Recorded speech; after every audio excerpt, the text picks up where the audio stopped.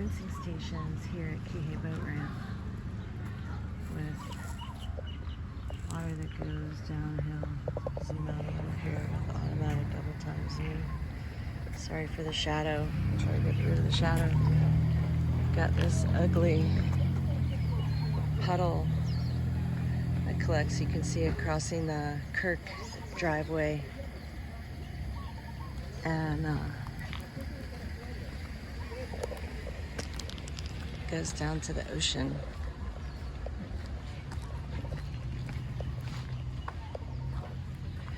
Tons of flies.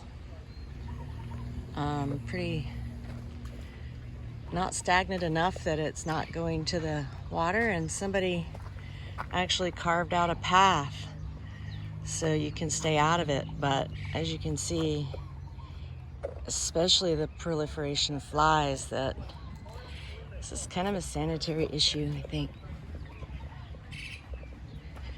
And as you can see, still solidly pooling, streaming, if you will. And then the shadow, sorry about the shadow. All the way down to the ocean, right here to the shoreline. Solid water.